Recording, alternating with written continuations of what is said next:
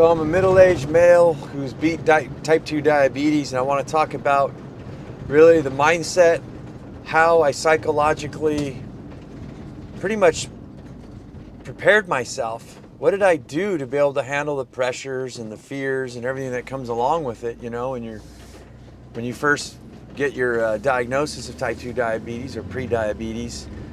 You know, it's kind of a shocking thing. You know, well, what do I do? How do I start? I knew the first thing was you got to quit drinking. I got to quit sugar. I got to quit anything that converts to sugar, like starches and simple carbs and things like that. And I met a guy who, kind of like me, he didn't have type 2 diabetes, but he was an alcoholic, like myself. He was drinking a lot. And he asked me, he said, well, you quit drinking. What's your story to quit drinking? I was like, easy, dude. I got type 2 diabetes. He's like, well, no. Like, what was the support that you got? Like family? Like, did you go to rehab? What did you do? And I never really realized that the weakness that we have for men, for people in general, is that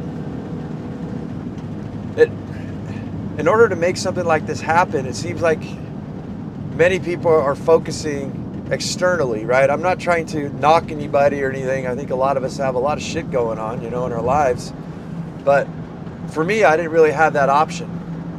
I think I don't need to explain to you how horrible the medical practitioners. I sought help. I paid for help, right? I did my primary help. I actually beseeched paid about $13,000 to have a specialized doctor, or not a doctor, but a healthcare practitioner. And what I came to find is that to quit drinking, to reverse type 2 diabetes, had nothing to do with external. It's not the world, it's not the donut, it's not the cupcake, it's not the margarita, it's not the President of the United States.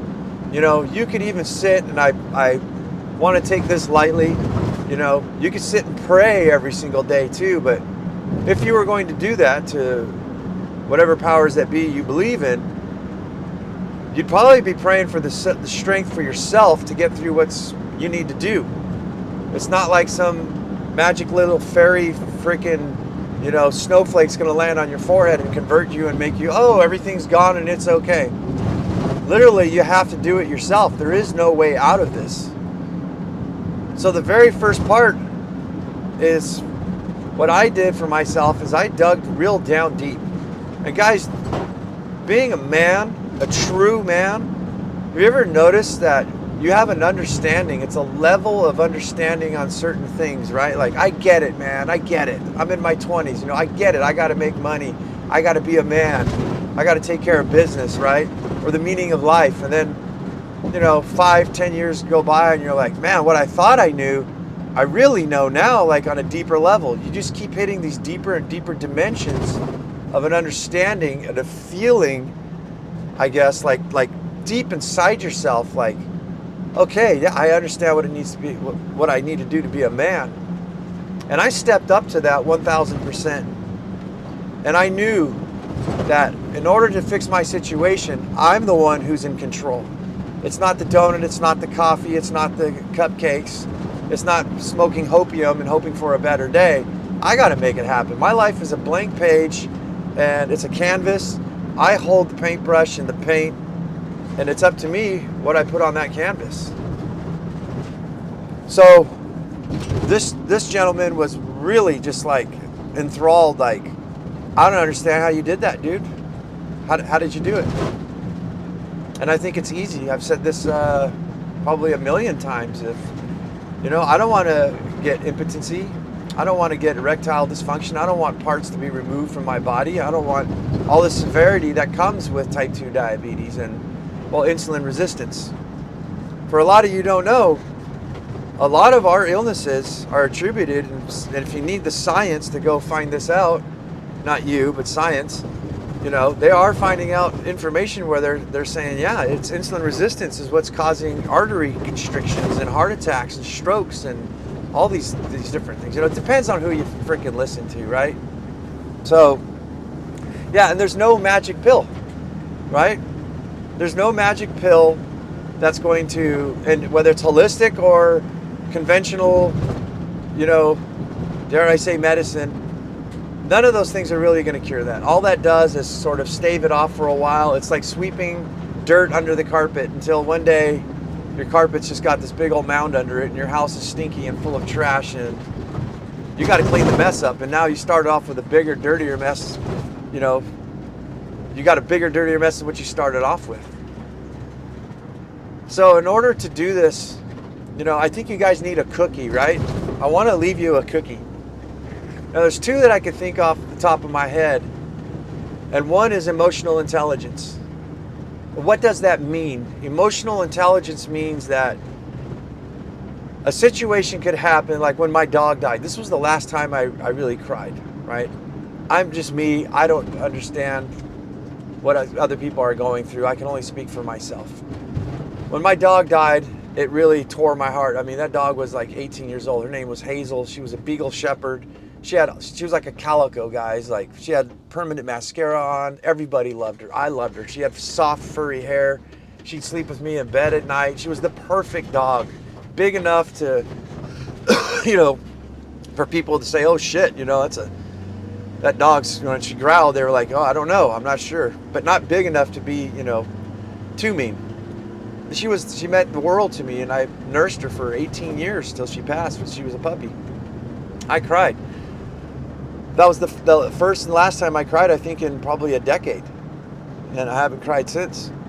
But the point I want to make is emotional control. We talked about who's in control of beating type 2 diabetes. And it ain't anything else but, you know, it was nothing else but myself. But I have this understanding about emotional intelligence that whether I experience anger, fear, frustration, anxiety, sadness, even joy, most of these, and I know this is going to sound weird to you guys, but if you look at these emotions, all they are is emotions. Think about when you fell in love, right? It lasted for a while, everything was great. Eventually, you know, most of the time you hit brick walls. Not to say it turns completely to shit, but my experience, you know, I don't know. I'm going off on a tangent here, but I just don't. Woman's breast is the hardest mountain to climb. But I have a full understanding that, yes, all that fear and all that is, if I sit and dwell on it, if I cry, if I'm fearful, you know, and I've done it for days, that the problem is that the problem still remains after you're done with these emotions. So these emotions serve you zero. It's not until we get past these ludicrous at some points and just these experiences, right? It's not until you actually bend over, pick up the axe and start chopping wood that wood gets chopped and you're able to start a fire, start cooking some food or building a house, making something happen.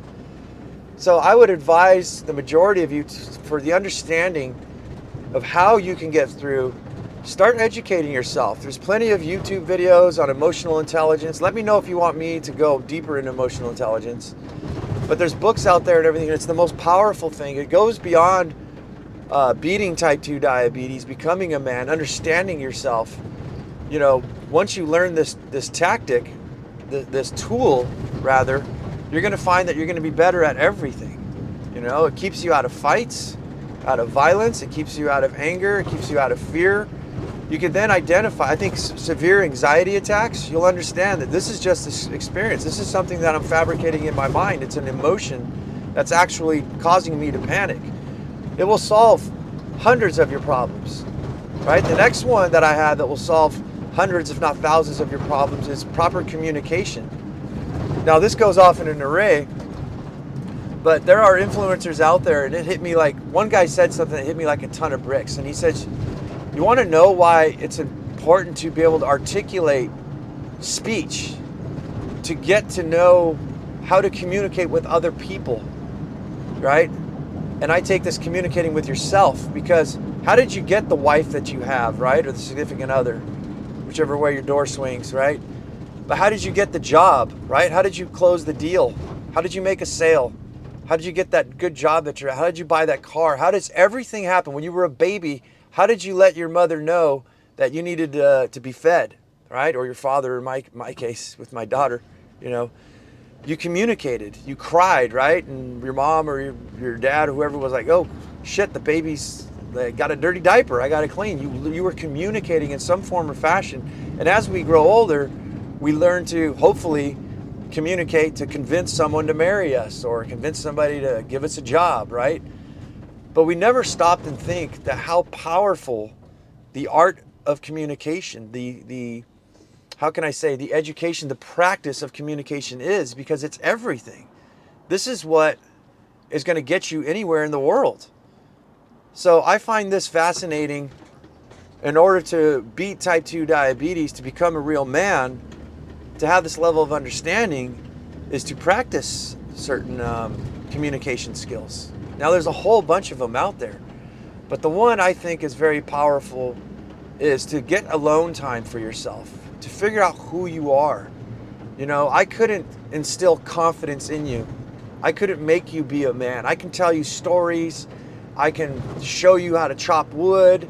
I can show you how to defend yourself, how to crack a man's elbow. And, you know, that's a little deep there, but, you know, I can show you all these different things of what it would take to be a man, but not until you experience them, and not until you get the mindset, till you decide inside your mind's eye, I know that this is going to be scary, right? I still experience fear and stuff, but the difference is I have this understanding that this is just an emotion. As we like to say in roofing construction, is don't be scared of the thing, right? When I was a kid, like 16 years old, we used to have these hot tar machines that were like, you had to cut this 100-pound keg of tar. And sometimes you had to split it with an axe, you know, it's 550 degrees hot. And you got to drop 100-pound lug of tar in there. And I've been burned, you know, we've had explosions and things, and I was scared. But I always came in respecting it. Don't fear it, but respect it. But I have that mindset now. You know, when I was a kid, I drove a tractor. I was scared to drive that tractor. The first time I drove a car, I was nervous. But once I got in there and handled it and got the true experience, now I'm like, it's every day. It's simple, right? So you have to experience this, but I think the most powerful thing, the cookies I can give you, is teach yourself about emotional intelligence. And everything gets lost in translation, right? I can tell you all kinds of things. You may get a different interpretation. I don't know what your interpretation is going to be on emotional intelligence and the art of communication, but read between the lines too on the art of communication. All right, go in there on YouTube or buy books. There's a guy named Vin Gang. I'm not associated with him. He doesn't know who I am. He's got some pretty cool stuff, and there's a lot of others. But read between the lines. Don't look at this coming as a speaking engagement to learn to be a speaker on stage. Look at it as how to speak to people in real life, how to speak to yourself in your relationships with your children, your coworkers, you know, but mainly yourself. Look at the art that these people are talking about and put these implications into yourself. And I can help you with that, guys. I don't know if you need help, if you need me to explain it better to you, but I think I've got the gist out there. Guys, there's a whole world ahead of us, and we just got to make it happen. We got to fight, right? You have to fight for your right you got to fight to make this happen. There's nobody coming. That's what I understood for myself. There's nobody coming. The sooner that I understood that there's no Calvary, there is no, you know, saving Ryan's privates, you know, saving Private Ryan troops out to come and rescue me. I got to shoot my way out of this. I got to fight my way. I got to innovate my way. Now, guys, I'm not a doctor and I'm not educated in any of these matters. I had to educate. I don't think I need to tell you guys how much it sucks, you know, out there. The advice just really, really, really sucks. So you can't take anything that I say as medical advice. And I legally, you know, to stay out of trouble, have to say that. I've just been at this for over 2 years now, and I found what works. And I found very, very powerful tips. Kind of like, you know, most of you guys are probably middle-aged like myself, a male, and maybe you would tell yourself, God, if I could only go back in my 20s and tell myself what I know now, right? That's kind of what I look now, and I am thankful to my past self for giving me the gift for my future self, what I did in the past. Lots of trials and errors, but I had to literally build this. I had I had to try stuff and fail, constantly search out there. And the most powerful thing I wish somebody would have sat me down was to say, go read some emotional intelligence books or educate yourself on emotional intelligence. And second of all, go learn anyway about communication with others. This is going to help you too if you've got your healthcare practitioners to be able to ask the right questions and things like that, right? A lot of us don't even know the dialogue, right, of how to present what we want. But I would highly recommend that you guys do this. I wish someone would have told me this when I was starting out. To end with, you know, I saw a clip of a movie where a woman was crying, right? And this guy, I don't even know, Ryan Gosling, I think his name is, blonde-haired guy. He played, never seen the movie Barbie either, but I don't know the woman's name, but there was a meme where they're in this Louisiana house or some shit out in the South, and she's crying, and he's all, what do you want? What do you want? That she's like, it's not that simple, right? It's not that simple. I think a lot of us has experienced this with women, you know. The thing that just got me, I'm not picking on women or anything, is that this individual, it's just a movie, but a perfect example, doesn't know how to convey what it is that's going on, how to solve this problem, because they don't know how to communicate it out. It's not that easy. It's not that simple for them. In reality, it is. Identify what the problem is. Start working on yourself. You know, a lot of this, and I'm not perfect, guys, but a lot of this is a tool. It's an exercise, right? You're not going to gain muscles if you don't lift weights. You're not going to be able to run a marathon if you don't train. You keep training every single day, right? And then you will slowly start to understand how to articulate what the problems are, right? And not just to other people, but to be able to articulate to yourself, to identify the problems and come up with a solution. So that's my talk for today, guys. Hope it finds you well. Life doesn't have to suck. I don't know. Go get some, son.